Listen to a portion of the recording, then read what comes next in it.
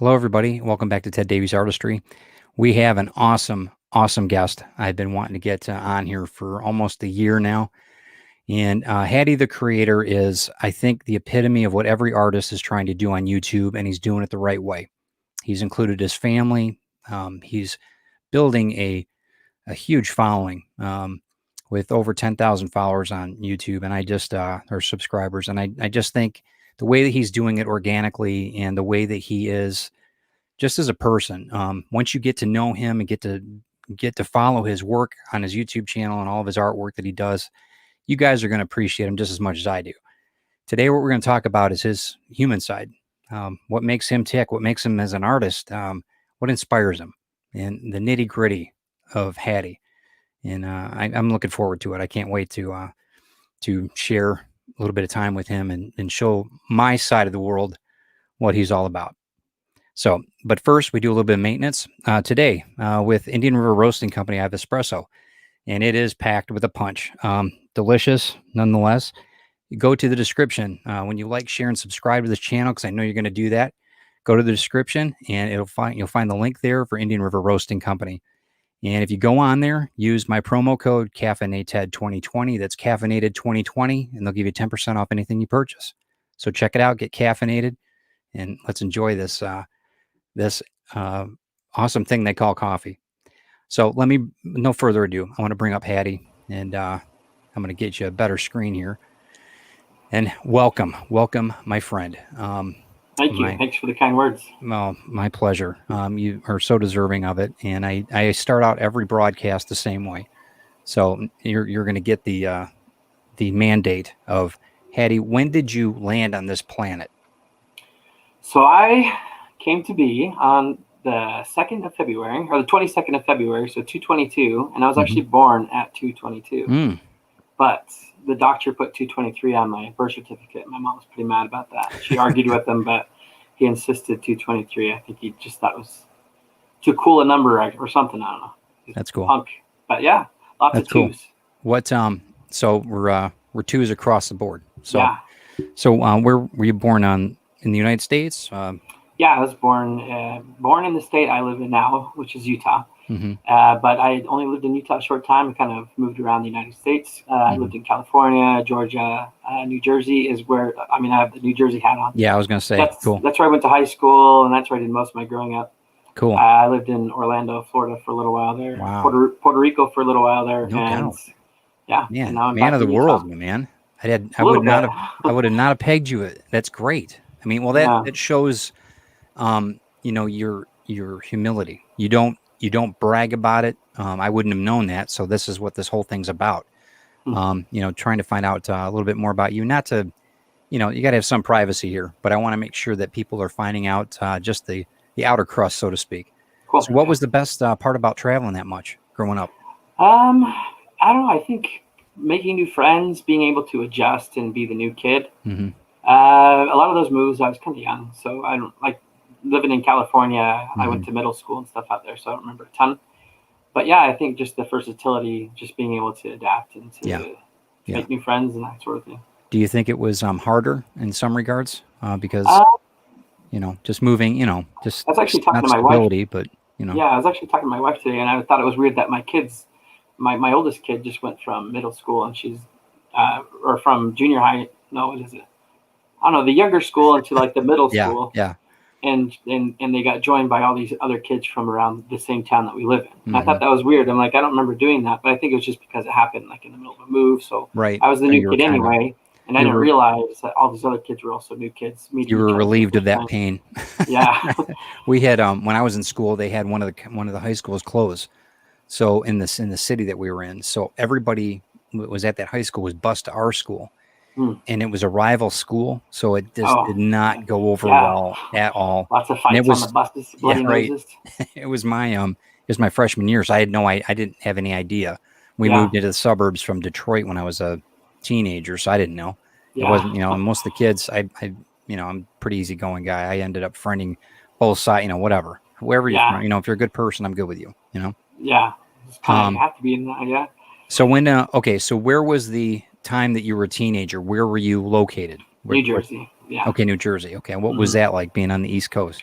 I loved it. It was green and beautiful. I lived in a rural area, but I lived about an hour outside of Manhattan, up on the north side.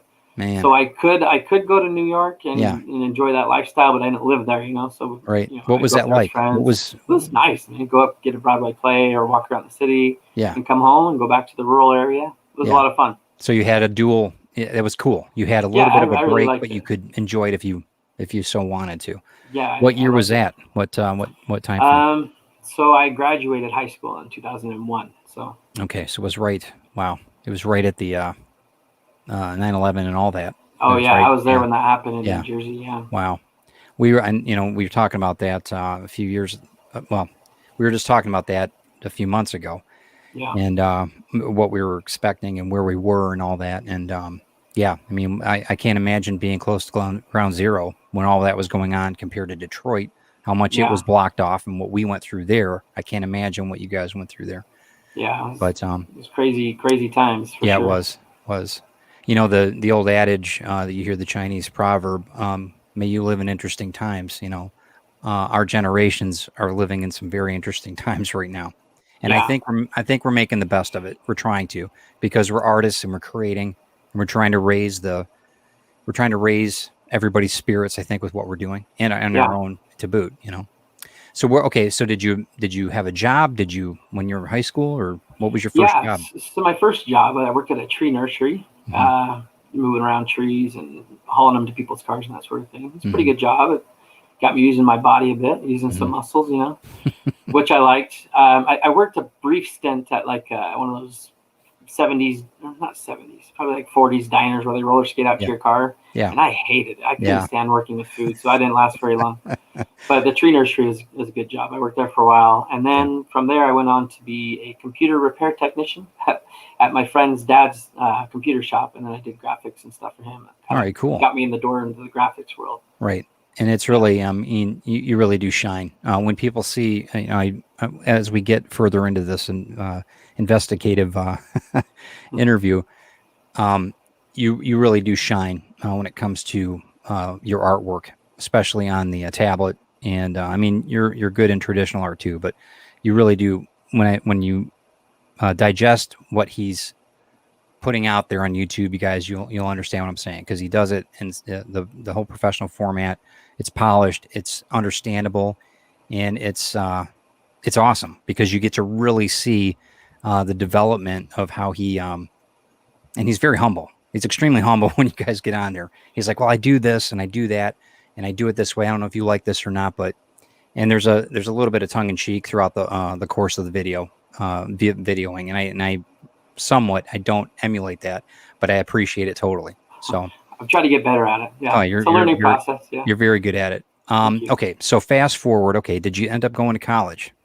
So high school? College. So I started, dropped out, started again, dropped out, started, got married, dropped out. So no, I don't have a degree. I went 3 different times, and I was actually thinking about going again, but then I'm like, why go now? At this point. I totally understand. We've got, one of the greatest architects ever lived dropped out of college, Frank Lloyd Wright, and he's one of my, it was just a passion that I learned about Frank Lloyd Wright growing up. Anybody knows me knows that Frank Lloyd Wright is a huge, and he just is like, screw the establishment. I don't need it. Yeah. You know what I mean? And and I think it's something to be said, because I know that in a lot of the industry, being overeducated, you see people that are extremely book smart, but they don't apply themselves in knowledge at all. You don't need that degree to be a good person. You don't need it. What's that? Always been, well, my attitude's always been, I'll tell you a story real quick. So I went to school in Utah. It was called UVU. Utah Valley University. I think that's what it was. Okay. I was going for multimedia design, and I got put on a team for some team project, and my other 2 teammates sucked. They didn't do anything. Right. So I ended up doing the whole project, and then when it came time to present, this one guy stepped up and totally took the show. Yeah, he was an extrovert. I was an introvert. I'm a little better being a fake extrovert now, but back then I guess I was more quiet and reserved. Right. So I kind of let him, and it really bothered me. And he got the bigger grade, and it was just frustrating because I did all the work. Yeah. Anyways, so I dropped out. I went to school in in Orlando to an art institute. Did that for a while. Then I left and went back to New Jersey, and then I came back to Utah, got married, went back to school, and guess who was my teacher in the multimedia course? Really? This same guy. Yeah, the same guy. And interestingly enough, he remembered that I was super into Flash back then, Adobe Flash. And when it came time to talk about that, he actually called me up and said, "Hey, can you present on this? I'm not very good at it. And I remember you were really good at it." Really? So I had no preparation, and he just threw me on the spot. And, I'm kind of a people pleaser. I don't like to say no. I'm getting a little better at it when I feel like, they're taking advantage. Yeah. It's something you kind of have to learn. But anyways, I did it. And I went and taught the class, and I just felt like a little used. But did you feel like he was trying to put you, kind of stick it to you? Or was he not just trying to get out of work? I just think he was just a lazy dude. And he sounds very corporate. He's a very, there was a lot of corporate corporations I worked with, and very much, they take all the credit. They want you to do all the work. They're managers. Exactly. You know what I mean? They're people managers, right? Yeah. And I know that's, and maybe, that could be a real driving force for you in some regards, because maybe that, put that fuel in that fire why you're doing the things you're doing. I mean, maybe you're putting yourself out there. You've got how many videos on YouTube right now? I don't even know. I mean, it's amazing. I'm just building them up, and you're doing it. Finish one and reach out for the next. Right. And you're. I'm not saying he's why you're successful. I don't mean that, but it's very interesting because you always have that, and I've always had that too. Whether it was a bully or whether it was somebody at work that just kind of just got on that last nerve, and and you mentally make that note. And I always thought of, how can I help somebody the next time so that somebody doesn't have to go through that feeling? Yeah. You know what I mean? Yeah. And that's kind of how I built my philosophy on work. That was never good in corporations because of that, because I wasn't that, slamming down the guy. I believe I think, one tide raises all ships, and if we can keep that, if we can keep that mentality, that's why I'm doing what I'm doing here, to bring you to the forefront, at least with the people that I know, but yeah, I think I understand that and I get it. So did you end up passing his class? I did. Yeah. I got a good grade.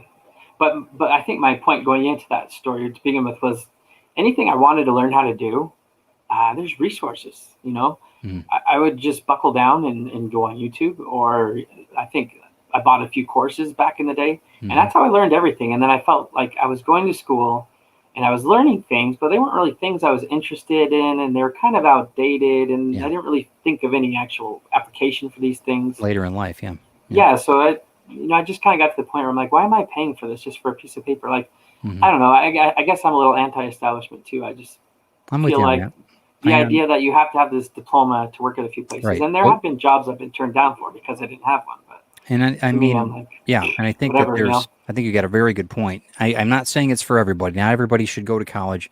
Well, I think there is room for There's some educational things that you need to have. I mean, whether you're in doctorate or anything like that, or in medical field, or that type of thing, structural engineering, that kind of thing. But when it comes down to when it's raw, inspired art, what we create, I think that you have to have a certain guidance, but I really don't think you need that. It's more of a vocation.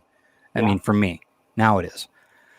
So, I mean, I'm with you on that. And you're seeing in the world now, the vocations are more important, I think, than that paper degree. I have a lot of friends that are overeducated, unemployed, and they're not even working in the field that were trained in, and that they have $100,000 debt in their college expense, Sad truth, yeah. So, in any case, okay. So I'm with you on that. What was the most rewarding thing going to school with education? I know you said there were some negatives, but what was the most rewarding thing you took out of that? Honestly, I don't know if I could give you one. I mean, I would like to say like dating, for example, but right. I'd asked a few girls out and mostly got rejected. I don't know. Growing up in New Jersey, and then coming to Utah to go to school, the culture is very different. Yeah.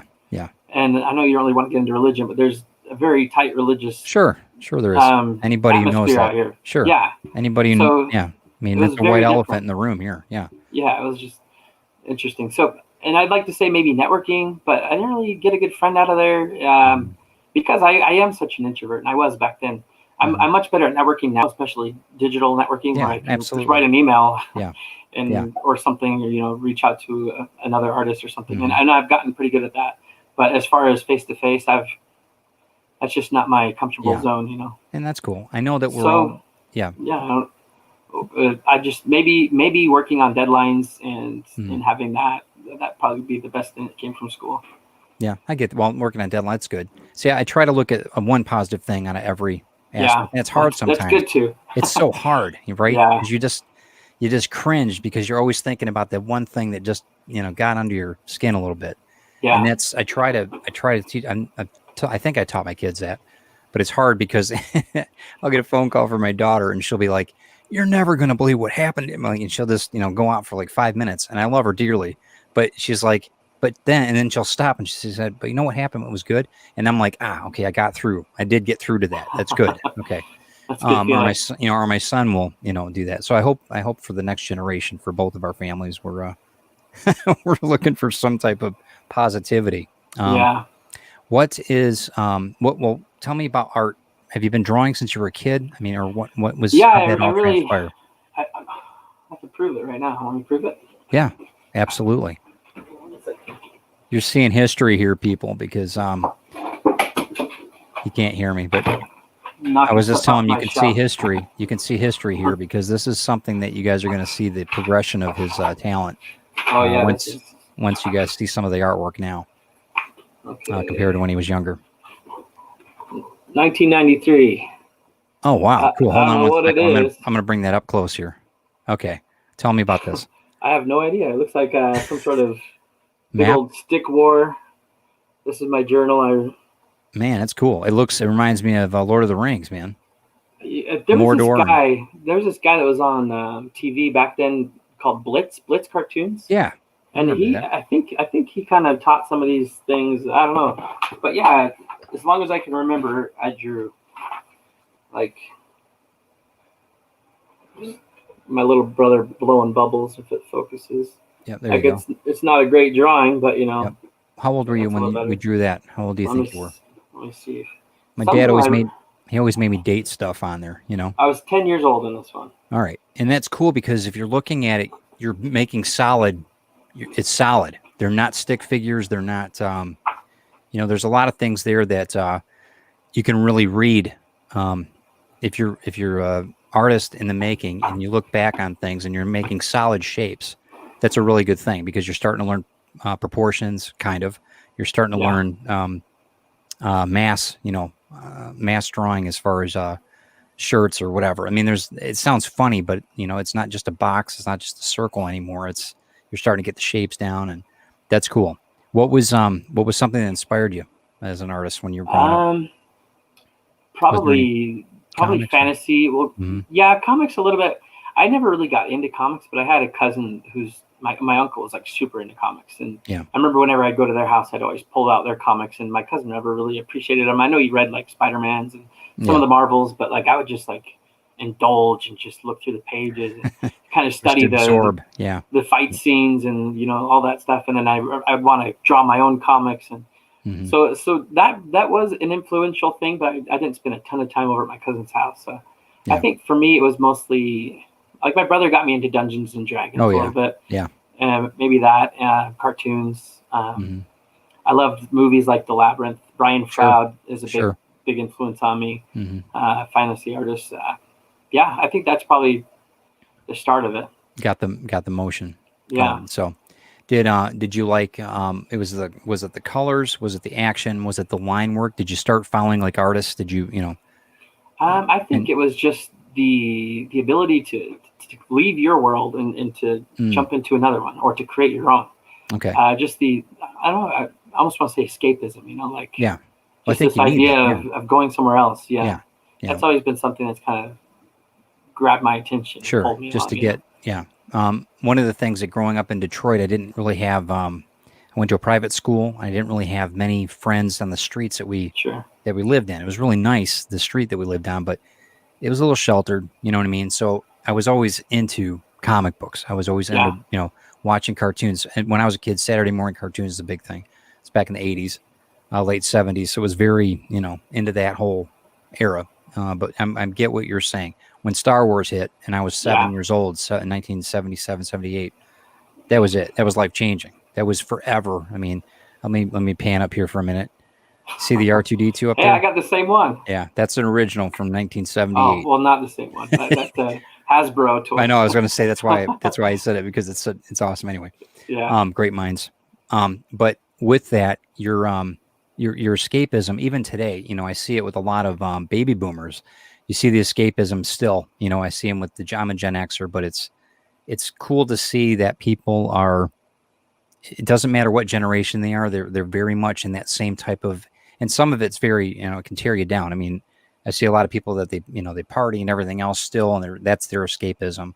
But for, geeks like us, artists that are, and I use that term proudly, the escapism is, I think, it's kind of our tapestry, right? It's kind of it's who we are. It's our fabric. I know as a storyteller, I appreciate even more, as a writer and as an artist in comic books and that, I appreciate it just a little bit more, because it's me, you know what I mean? It's me trying to help somebody else escape a bit. And if that makes any sense at all. Yeah. I kind of see that with your channel. You bring out one of the most endearing things I think that you do is that you bring, there's a lot of transparency here. But you bring your children's artwork in, and then you have collaborations with other artists. And this is something I want everybody to listen to, because when you go to his YouTube channel and really see what Haddy does, and you go through all the different videos that he's got, when he's got other collaborations, when there's his sons draw some work, and then he has other artists bring in, and they do their version of the same drawing, and it's just such a cool experience, and it's uplifting for their kids. I mean, it's great. I just think it's just such a really, it's just a relief to watch. It's such a cool thing to watch, man. And I know as a parent, it's a really cool thing. And I've got older kids, you know that. And I mean, my wife it's just a really good, it's the essence of what you're trying to put out there is really exceptional. And I really want to, I don't think it's by accident. I think that you are meant to do what you're doing. So kudos. So when everybody goes to his channel, you make sure that you check out, and you see why I'm fanboying over Haddy right now. Because I think it's exceptional to watch his development and what he does. Because I really think and it's authentic. It's not fake. So sorry. Okay, go ahead. Oh, no, thank you. No. What were you saying? Well, I was just gonna say, like, my kids do get really excited when theirs gets picked, and kind of how I've been doing it is I'll collect a bunch of their drawings, and then I'll put it up on Discord, and that's where I invite different people to join along if they want to, and then I have a voting session. Yes. So I do have one son who's kind of been favored over there. That's cool. So he's kind of proud that his gets picked so often, and then it almost, instead of the other ones getting jealous, it almost like creates this rivalry, like, oh, I got to get better, or I got to create a cooler original character. Yeah. And it's been really kind of fun to see. And even my daughter, and she's 5, and she's good. Yeah. Like, she's better than those drawings I showed you in my book. Excellent. Like, well, good. It's impressive, and she's drawing monsters and you're telling me passing the torch. That's good. Yeah, it's really good. I think we used one of hers once in one of the videos, but we'll have to do another one soon because she's getting good. That's awesome. Do they like drawing? You don't let them on the tablet. You actually let them draw traditionally. Yeah, I do have a Wacom tablet. I might let them play with it eventually. Before I upgraded. Yeah. But they're just traditional, just on paper. That's cool. So do you let them use your markers and your color pencils, or do you have separate things for them? I only have one pack of the Copics. Yeah. So those ones are off limits. Yeah, right. And they're sweet. I mean, the artwork you've done with them are beautiful, man. I mean, seriously, the blending, everything you've got is really good. You. Really, really good. Yeah, I actually have a neighbor who's really into like crafts and card making, and she let me use them once. You posted that on one of your videos, didn't you? Yeah. You said that, and I remember you were telling the audience that. What's been the most rewarding thing with your channel, with your YouTube channel, after doing all these things and having people recognize you now worldwide? Jazza was one of the big ones that brought you to the forefront, and kudos to him. If anybody doesn't know who Jazza is, check him out as well. What's been the most rewarding thing? I think when people reach out to me and tell me, hey, you really inspired me, or I've been drawing a lot more lately because of things you've shared, or lately I've been trying to put in some sort of art tips or advice, life advice, or just motivational tips. at the end of my videos, and that's something I want to keep doing going forward. It's just something that I feel helps me as well, and something I can give back to other artists. And just hearing that advice helps people, that's been the most rewarding, I think. Good. I really, really like that other people are getting something from the content I'm putting out there. It feels really nice. I mean, you're putting out entertainment there, but you're also, that little bit of, it's going to be fine. You're going to get through this. And if you want to, just like you said, you're on one of your videos, you said something about, sometimes I get down too, but if you just do this, get to the work and start, if you suck at what you're drawing right now, you think that you do, keep working at it till you don't suck anymore. And that was something I'm like, that's pretty true. I mean, I get what he's saying. I get what he's saying. And the world is at your feet right now. You can do everything online that I couldn't do back when I was in my 20s. And I mean, the things that are coming out, I mean, that you can do now just on the internet alone. The research, the putting up a web comic. There's all kinds of things that you can do now. Yeah. It's just staggering. And any technology you want to learn, there's resources out there, probably free, but also paid, not too expensive. The courseware. You don't need to go to college. YouTube's been such a great thing. I mean, YouTube's been such an awesome thing for me and for you, but as learning too. Do you find that you're a video learner, an audio learner, or what type of learning do you think? Yeah, I think video. I've learned quite a bit of video. I love audiobooks as well, but not necessarily for like learning technical things. Right. But just like life advice or self-help and stuff. I'm not ashamed to admit I listen to a good self-help book here and there. Well, I do too. I'm a big Dalai Lama fan. He as long as he's got his translator, because some of the times I can't quite understand him, but I get the message. So when you're looking back on the work that has inspired you, are there any artists in particular that, I know we talked a little bit about comics and that, but is there anybody that really stood out to you that really, emulated, or that you emulate now that you're trying to? I'll bring up Brian Froud one more time. I actually have signed printers right here. Yeah. Yep. Let me zoom in on that. I'll bring it up anyway. Go ahead. Go ahead. This was Brian Froud. He had this book called Fairies. Yeah. And he designed all the goblins in the labyrinth. And those, those characters I was just like drawn to. I love those things.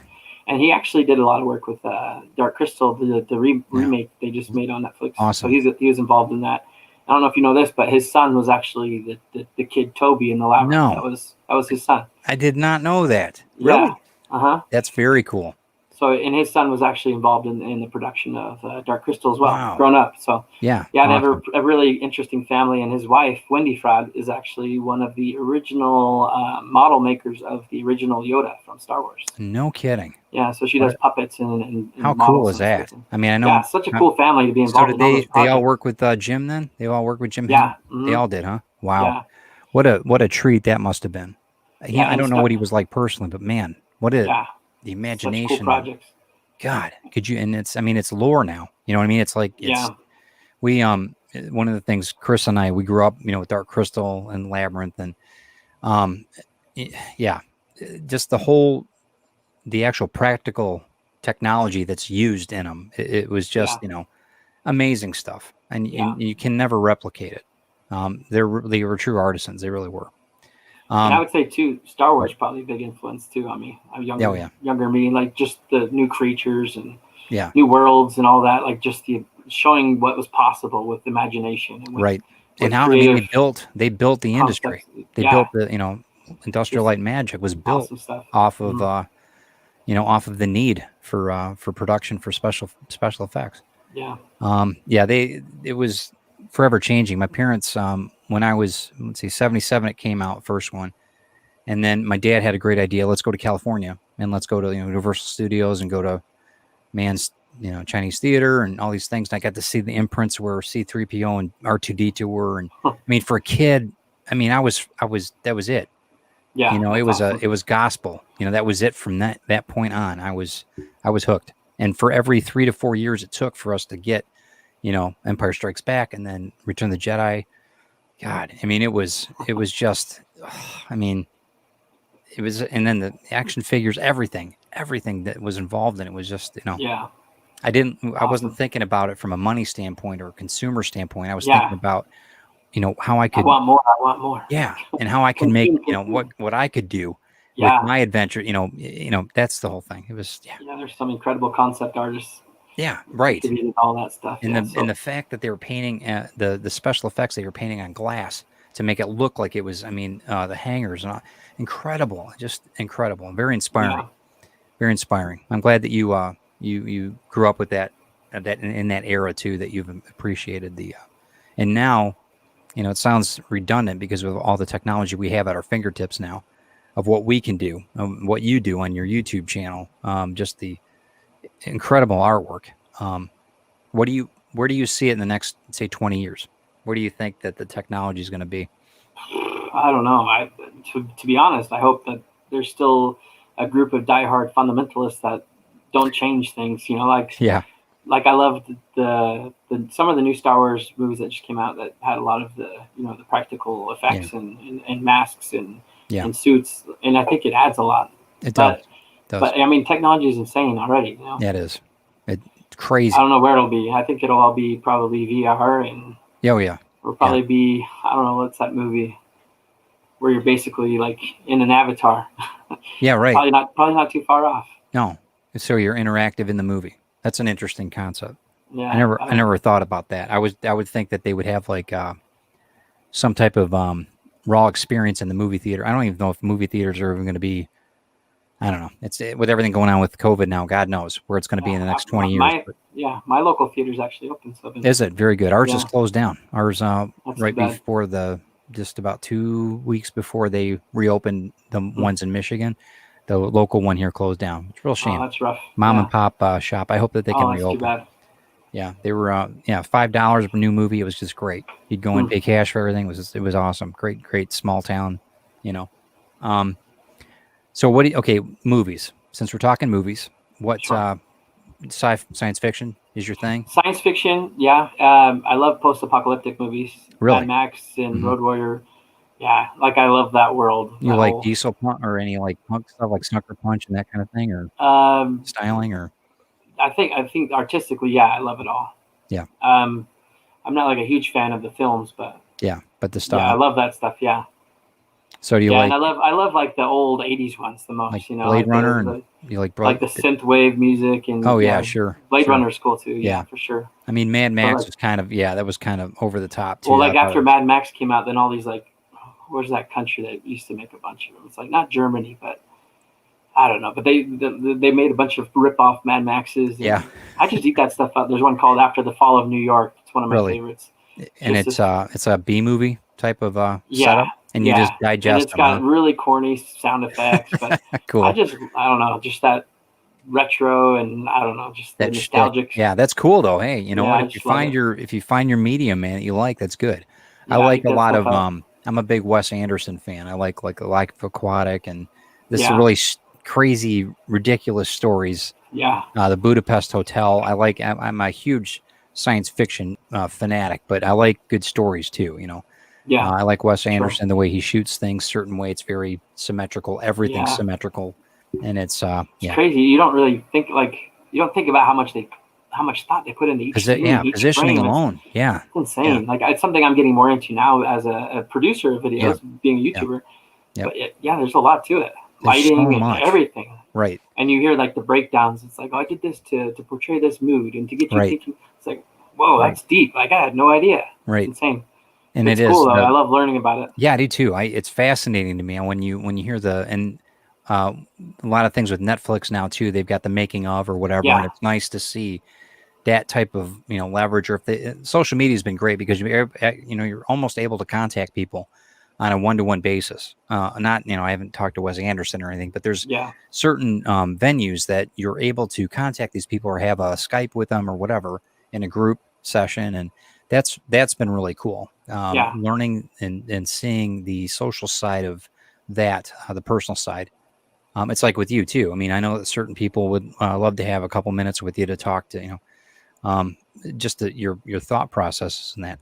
Now, when you're shooting, let's talk a little bit about that. When you're shooting, the kids are in bed or whatever, they're at school, well, not anymore, but if they're at school, how does that all work? Do you set up? Do you have a script? Do you do drawings I haven't ahead of scripted time? anything. Yeah. So So I typically draw and do all the artwork before, and then I'll film at night when my kids are asleep. And I like the lighting better at night.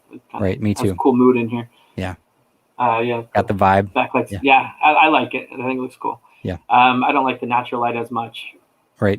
I think it's fine, but I'm with you on that. I'm with you on that. Yeah, the mood. So yeah, I do the art, and then I record the video, and then I just slap it all together.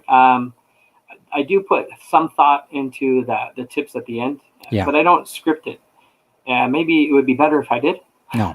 But I don't know. I think you're going to lose that. You're going to lose Haddy. You know what I mean? Gotcha. You know what I mean? Just on that. Just if I can give you a tip. Yeah, I just try to let it out as I feel it, and honestly, the things I share at the end of the videos are things that I just barely learned, or had to relearn, or had to remind myself of, like getting down on yourself. Like, YouTube's cutthroat, man. It's insane. It's intense. It can be. And sometimes you feel like you're pushing this boulder up a hill and you're not getting any traction. Right. So those are all things that I need to remind myself. And then as I'm kind of thinking those things and reminding myself, or hearing things that inspire me, I take a note and I say, hey, this will probably help somebody else as well, since it helped me. So it's kind of how I do that. Yeah, keep that in mind, because I mean, if you need to, go back to this video, because I mean, I'm gonna be telling you're awesome the whole time for like an hour. So go ahead. And, yeah, I could use that pat on the back. You very much deserve it. Thank you. So in the drawings, then, when you're working on, obviously, when you're working on traditional artwork, is one way. On your software that you use, are you recording that? How do you do that? Is it time-lapsed? Is it on a camera that you're recording it, or is it, how does that work? Mostly I just use OBS for the digital stuff. Okay. Every once in a while I'll try to get like a shot, just kind of mix it up a little bit of me, like on the tablet from behind or something. That's like the tripod. Right. My tripod's right here, actually. But got it. Yeah, I'll move it around, but mostly I just use OBS. Okay, and then you time-lapse it, so you get... I mean, you do a really good job when it comes to that, though. So you're sharing screen, and I'm just asking technical stuff, but so you're sharing screen when you're OBSing and trying to get that. That's awesome. Okay, and then you just download it to file and produce it. Yeah, awesome. Play around with different settings and things. And how does the how long does it take when you're when you're editing and everything? It takes a chunk of time. I probably put in 40 hours a week for the past year on YouTube. I believe, to be honest.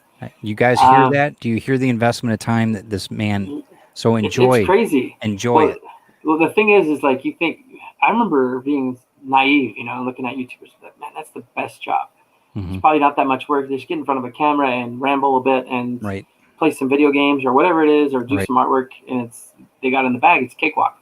But man, it's not until you actually start and you take those first few steps. Right. My first videos are humiliating to me now. And it's just that the feeling of being on camera and being so uncomfortable, all those things you have to overcome. Right. Like I talked slower. I didn't mean to. It just happened that way. And I looked uncomfortable. Like I'm uncomfortable watching myself in those earlier videos. That's part of it. So awkward, You're under a lot of, mental stress trying to make it work. It's crazy. Right?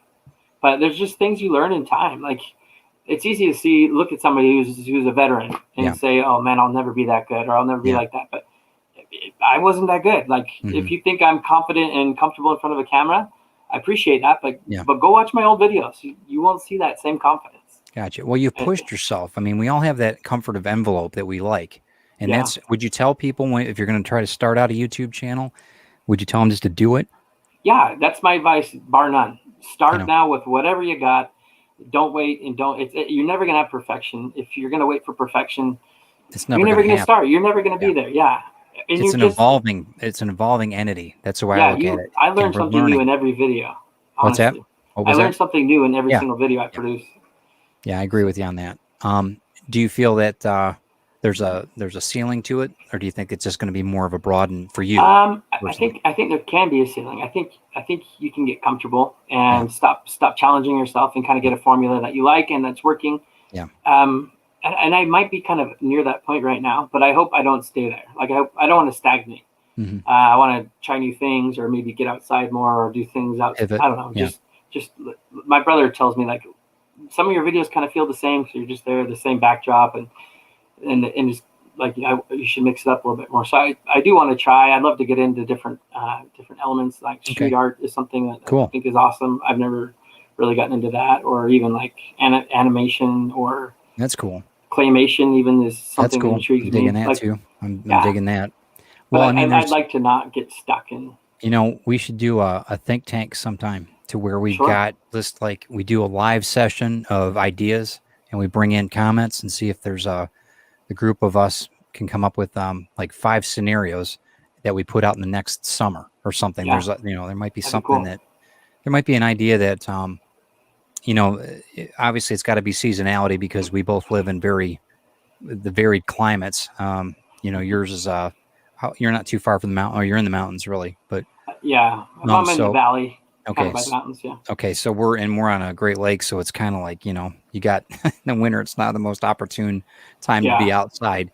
But in that, maybe there's some way that, I mean, if you guys think of something in the comments, if you guys are going to make some, throw some things down on comments, we'd love to find out if there's something that you guys are interested in, maybe a live draw, maybe, there's all different kinds of formats. I do a lot of watercolor painting. I've had a lot of people ask me to do a tutorial, a live tutorial on watercolor.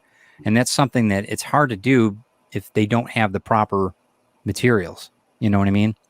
But when you've got a good, say, pen and paper, I can teach you a lot of things of how I do it and then see if it works for you. But yeah, there's things that with your, I don't really see a ceiling for you on yours though. For me on the YouTube channel, it's a lifestyle. Ted Davies Artistry is about art. It's about creating comics, my art, my, everything that I do. But it's also about my watches that I collect. It's about a cigar show that I enjoy good cigars. And I have a good friend, Carl, that we do a cigar show every month.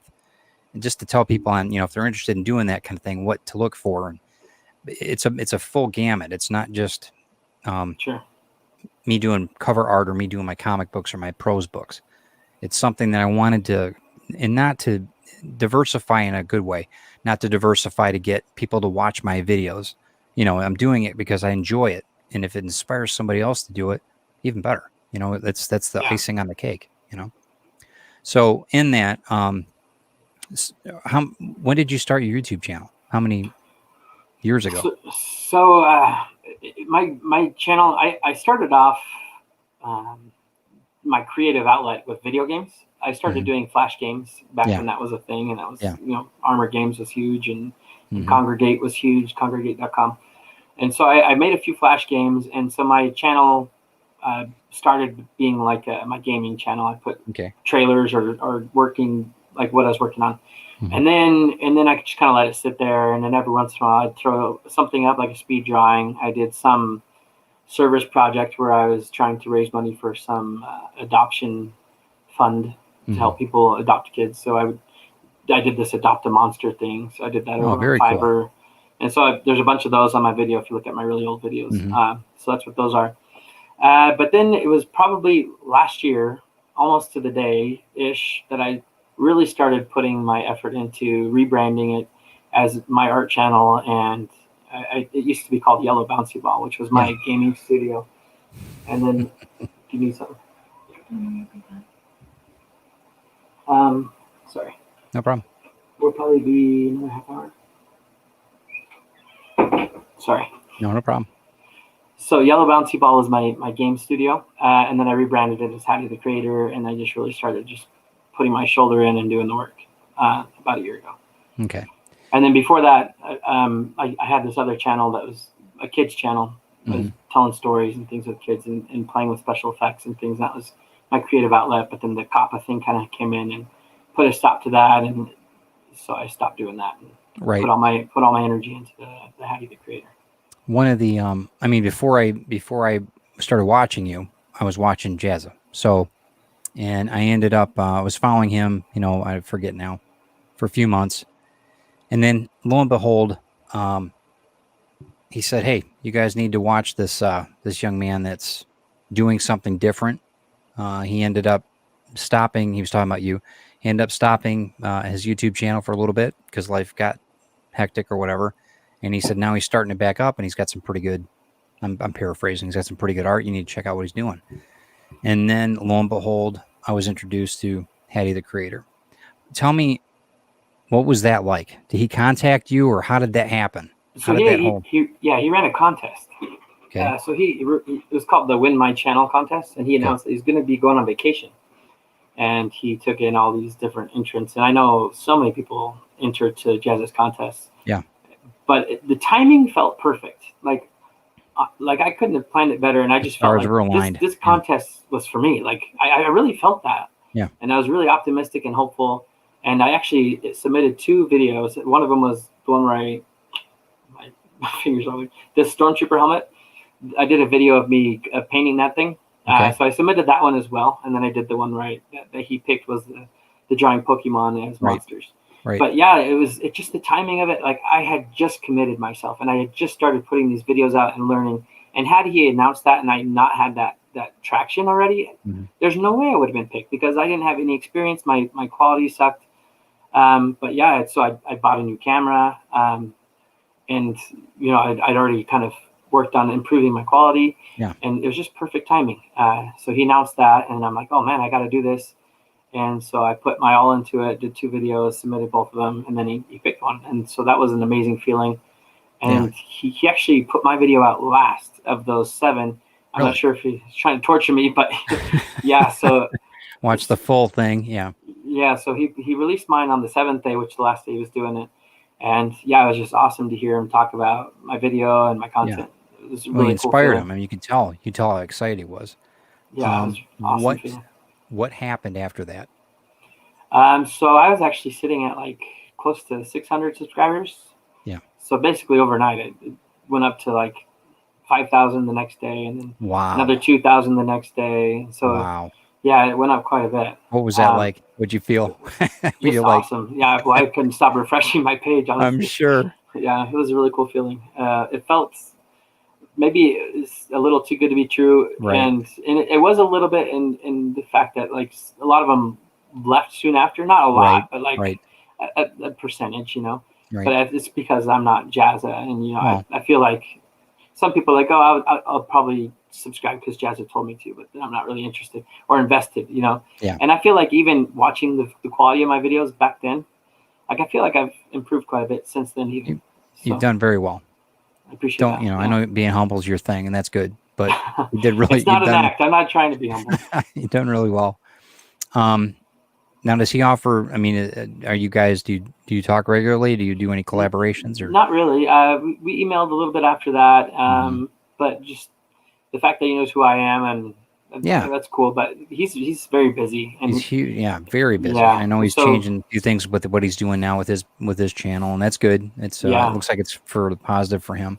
Yeah, but he's really hard to reach, and like I tried to see if he wanted to do a collaboration. Yeah. A little bit later, people were recommending it, but one of his employees got back to me and just said he was too busy and had things planned out for the next while. So I mean, I'm not. My feelings aren't hurt at all. I know he's just busy. I mean, that's part of it. Yeah. Yeah, and he gave me a huge boost. Like I'm just forever grateful for it. Sure. Now, I know that. I mean, that video. I want to say it's got to be close to 1 million views. I want to say. I don't know. I haven't checked it. Check that out because I looked. I thought I was looking at it earlier. I could be wrong because I looked at a few different ones, but yeah, it's pretty amazing. That's great. I mean, and that should give people hope too, because you know what? That's all it takes. It just takes one person to get a leg up and help you. That's all it takes, and that's, whether you've got 100 subscribers, 125, or you got 10,000, whatever it is. All it takes is one person just to say, hey, take a couple minutes. You might get some value out of this. And you know what? Subscribe, like, and share. It doesn't cost you anything. You might get something out of it. So where do you think you're going to go from here? What's the next? I know you said you want to change things, a few things, but what do you want to do next? What would be the perfect scenario for you? I'm just going to keep grinding, to be honest. It's not lucrative. It's probably not even profitable considering the time you put into it. But I know that the YouTube game is a marathon. It's not. Right. It's not. I mean, even 1 year, you barely get traction. And I've probably gotten more traction than most because of the opportunities that I've had. Yeah. And well, you're putting out good content too, though. I mean, you are. So don't sell yourself short. There is always help there, but Yeah, I think that, yeah, I mean, you're gangbusters. I mean, really, if you've only been doing this technically a year or 2 years, I mean, that's pretty amazing stuff. Appreciate that. But yeah, my goal is my game plan is just to keep on pushing and see what happens. Honestly, I'd love to branch out and do more things. I'd love to maybe write a book. I'd love to do a comic. I'm working on a comic right now with David Hartman. He's another artist that I've collaborated with quite a few times. And where's David out of? California. Yeah, is he cool? Awesome. Yeah, he's a director for cartoons and things. He does a lot of really cool stuff. Yeah, he's a really cool guy. I've got my book Retrieve got picked up by a producer out in California. They're writing a script for it now, and cool. that was overwhelming. That happened about 6 months ago. So they're working on that, and it's just the recognition that somebody's taking your idea, and I mean, wow, you know what I mean? That was like such a cool thing to begin with. And then, even if it does get optioned for a movie or whatever, it's the fact that they've gotten it to the point where it's, somebody thought it was a viable idea, and recognition's important, but it's not everything, but it does help, what I mean, boost your morale a bit. Sure. So, and as far as the software and everything else, do you think you're going to get do more things digitally or traditional? I don't know. I don't want to limit myself. I think it might hurt me a little bit as far as YouTube growth, because from everything I've read and studied, like YouTube is really good if you can pick a niche and stick with it and be like a unique voice in that niche. Yeah. So that's not really something I want to do. And I try to be organic, and I try to be, honest, and like some of my most viewed videos are ones where I delve into 3D sculpting. Yeah. And do a little teaching and they're awesome. And it's something I love to do, but like, I don't want to be a 3D channel. I don't want to be a digital channel. I don't want to be a traditional channel. I just want to be art and inspiration. Like, that's my goal, is art and inspiration. And that's the way I feel too. I felt the same way. I mean, whether it's antiquated books or, like I said, my watch, whatever, I want it to be something that everybody can enjoy something out of it, kind of the buffet a little bit, but it's still under that umbrella. Yeah. Does that make sense or not? Yeah, I mean, no, it makes perfect sense. But as far as blowing up and being an overnight success, it's not the formula. Right. And I'm exactly. okay with that. Yeah, I am too. I'm okay with it too. So I'd rather be, I'd rather be enjoyable with a consistency where people actually enjoy it and they're authentically here. Yeah. Rather than they're just number, notifiers pop, and where they drop off after 2 months or whatever. You know what? The tricky thing with that, though, is, you're going to get the guys that are just interested in your cigar stuff, Right, I know. And they don't really care about art. And they're like, oh, they have no idea what I'm talking about. No, we don't like comic books. Those are kiddie things. Yeah, well, I'm in the same thing. Like, I'll get people that like Pokemon, and they like watching me turn Pokemon into monsters. But then anything else I put out there, I'm not interested. Right. And that's fine. That's just the nature of the game. And if you're okay with that, then so be it. Yeah, then so be it. Just do your thing, and hopefully it'll pay off. That's kind of my attitude right now. Right, and I agree with you. And you told me something very candid today. You said that the numbers aren't really what's important to you, because your analytics will ruin your day if you are consumed by that. Yeah, and I think you taught me something there, because I think that you do get overwhelmed, because you refresh, you go back and you look at how did they view that? How did that number drop off? Why did that? Sometimes you're missing the whole point. You're missing the whole point. Okay, so let's get down to the nitty gritty here. Where can everybody? Well, before I do that, show me your stickers. Let's talk about some of the merchandise that you produce. Sure. So I produce these sticker packs. Let me get you on this main screen here. Okay. Go ahead. So these are just some of the lights weird, but these are some of the Pokemon that I drew as monsters. I released a sticker pack with a sticker sheet. I could show you that uniquely, and then just some 6 die cut stickers in each one. And this one I released a few months back, and then I just recently produced the second one.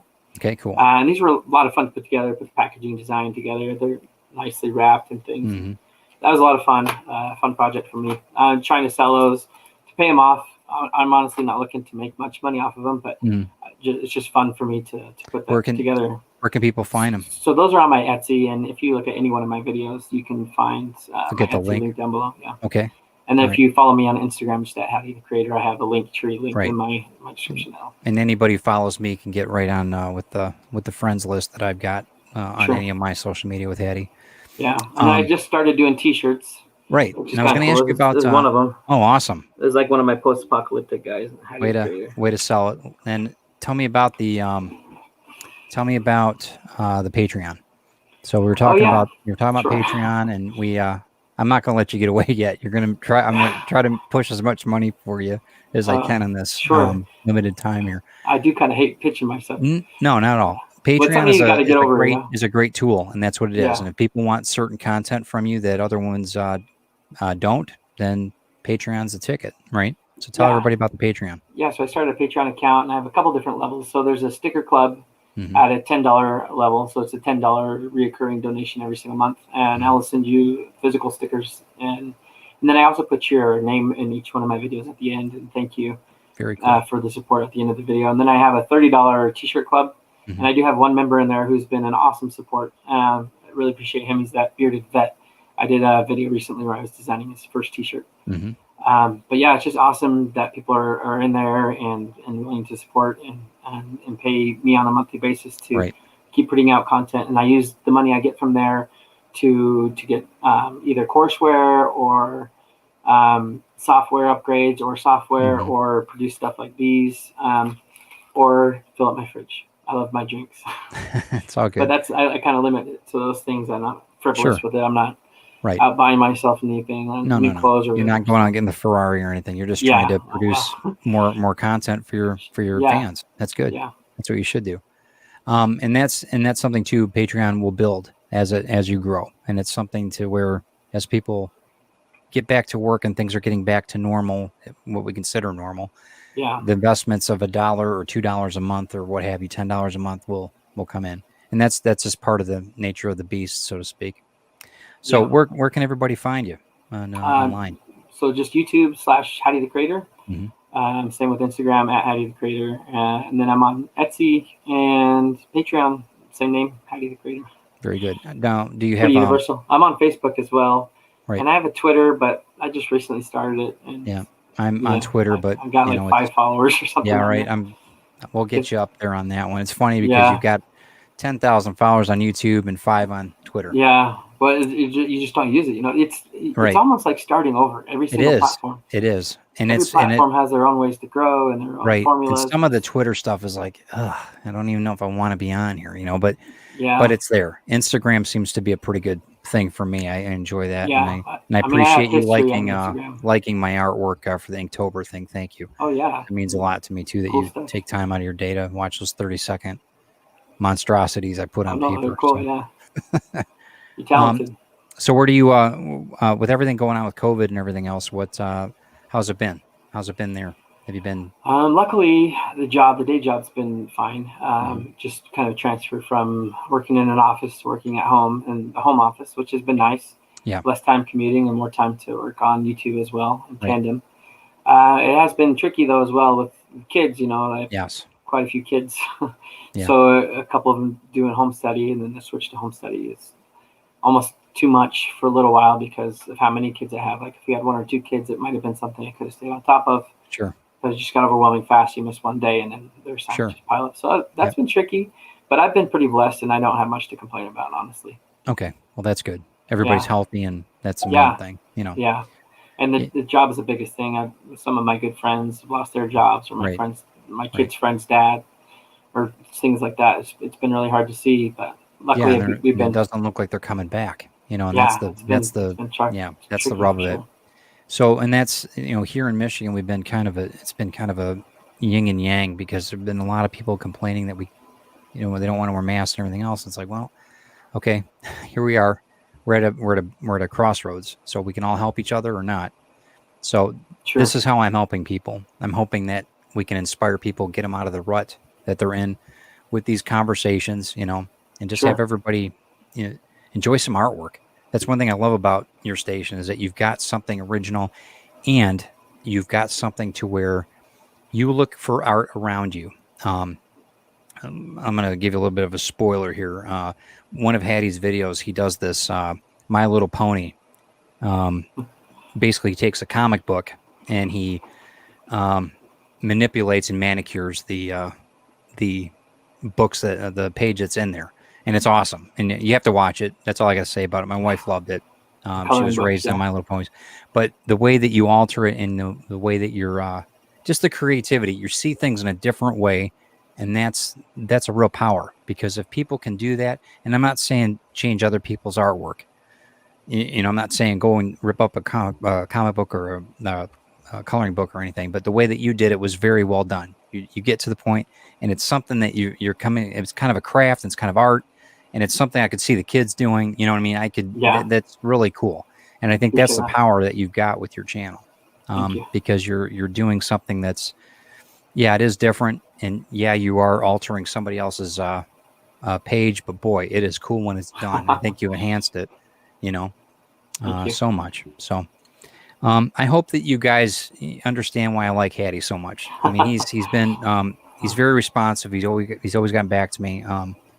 In closing, if I can talk personally, one more thing that really, one of the things that I'm not trying to upset you at all. So, you're good. Don't take it that way.